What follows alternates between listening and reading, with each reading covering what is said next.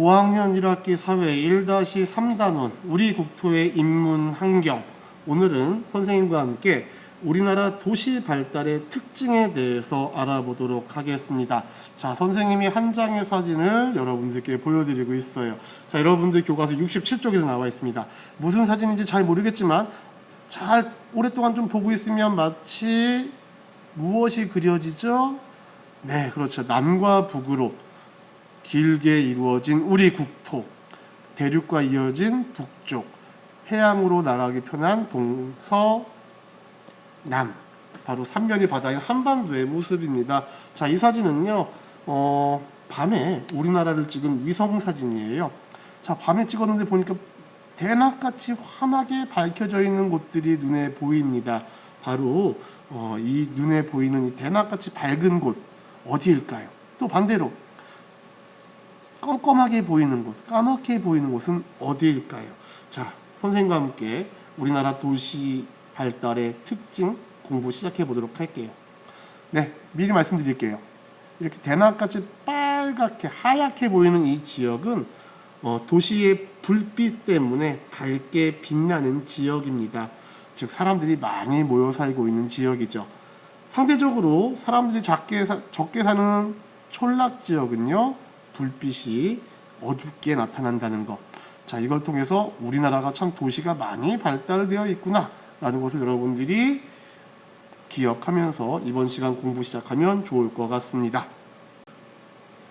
자, 교과서 68쪽에는요 1960년과 2015년 도시 분포가 나타난 지도가 있습니다. 자, 이 지도를 보면서 한번 공부를 계속 해보도록 할게요. 자, 먼저 이 지도의 제목이 뭔가요? 네, 지도의 제목은요, 우리나라 도시 수와 도시별 인구의 변화를 나타낸 지도다라는 제목이 붙어 있습니다. 자, 지도의 범 내에서 원과 원의 크기가 각각 무엇을 나타내는지 한번 확인해 보면요, 원은 도시를, 원의 크기는 도시에 살고 있는 인구수를 나타냅니다. 자, 그럼 1960년과 2015년의 지도에서 인구가 100만 명 이상인 도시의 수를 한번 찾아보도록 하겠습니다. 100만 명이면요, 노란색 원보다 큰 노란색, 주황색, 보라색으로 나타나는 지역을 찾으면 될 것 같습니다.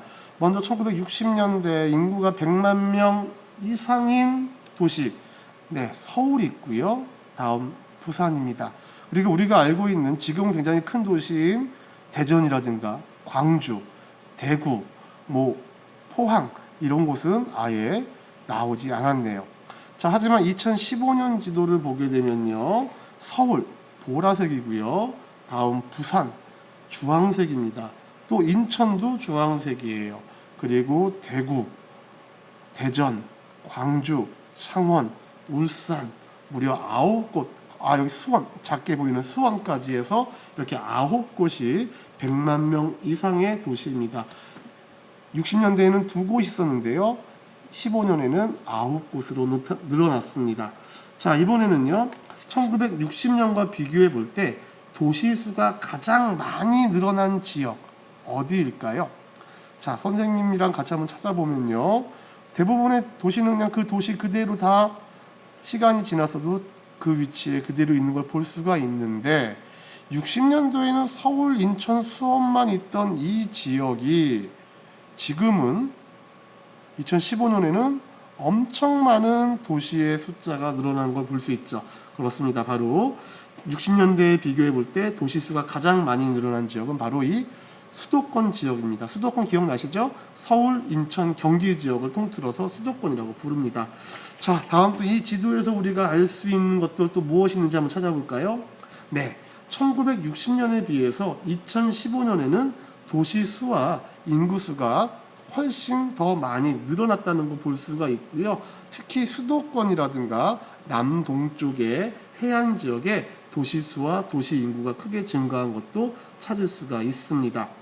자, 이번에는 1960년대 우리나라 도시 발달의 특징 어떤 것들이 있을까요?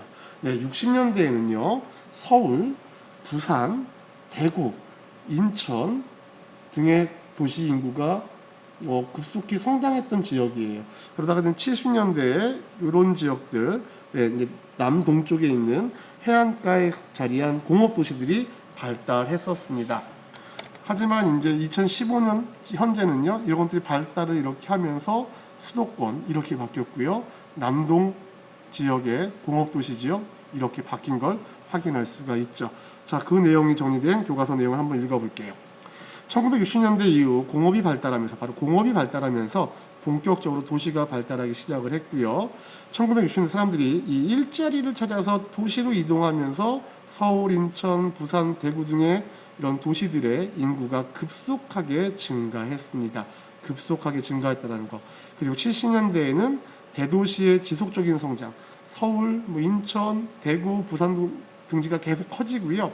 거기에 덧붙여서 공업도시로 발전한 포항이라든가 울산, 마산, 창원 등이 새로운 공업도시로 성장하면서 인구가 크게 증가했다는 것을 우리가 확인할 수 있습니다. 자, 교과서 69쪽입니다. 자, 1980년대 이후 우리나라 도시 발달의 특징을 알아볼 텐데요. 우리나라에서 가장 큰 도시 어디인지 여러분 혹시 알고 계세요? 가장 큰 도시, 네, 대한민국 수도인 서울입니다. 에이 선생님, 서울보다 경기도가 더 넓은데요? 네, 일반적으로 도시의 규모를 비교할 때는요, 땅의 크기가 아니라 인구 규모입니다. 인구 규모로 봤을 때 수도 서울이 제일 큰 도시라고 할 수 있습니다. 자, 이렇게 사람들이 잘 보면요, 서울, 그다음 서울 주변에 있는 도시들, 그리고 경기도, 인천, 이 지역에 모여 살고 있어요. 바로 수도권에 모여 살고 있는데, 수도권에 많은 사람들이 모여 살다 보니까 여러 기능이 집중되어 있습니다. 자, 이렇게 서울로 인구가 집중되면 여러 가지 문제가 발생하게 돼요. 어떤 문제가 발생을 하냐면, 앞서 기억하시죠? 주택 문제, 그 다음에 환경오염 문제, 그리고 또 기억나는 것도 뭐 있어요? 환경오염 문제? 네. 또 하나 더 이야기한다면, 그렇죠, 교통 혼잡입니다.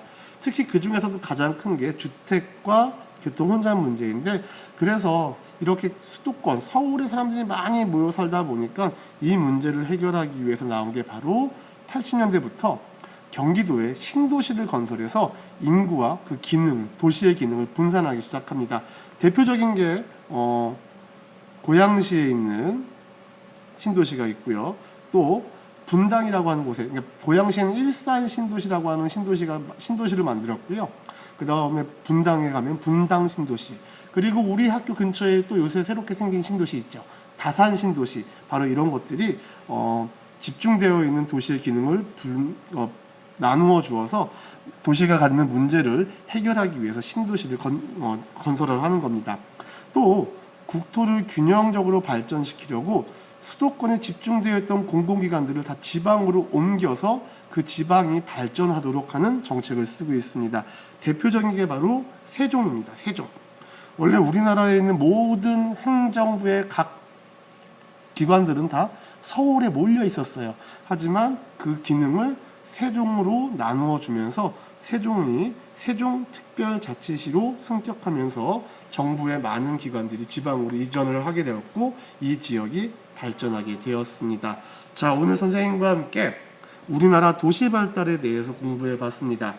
1960년대부터 70년대에는 대도시와 남동 해안 지역의 도시들이 크게 성장했다는 것, 그리고 1980년대 이후 지금까지 서울 같은 경우 신도시를 건설하거나 공공기관 등을 지방으로 옮기면서 인구를 분산하기 위해서 노력하고 있다는 게 오늘 공부한 핵심이 되겠습니다. 자, 오늘 선생님과 함께 우리나라 도시 발달의 특징 간단하게 공부해 보았습니다. 모두 수고하셨습니다.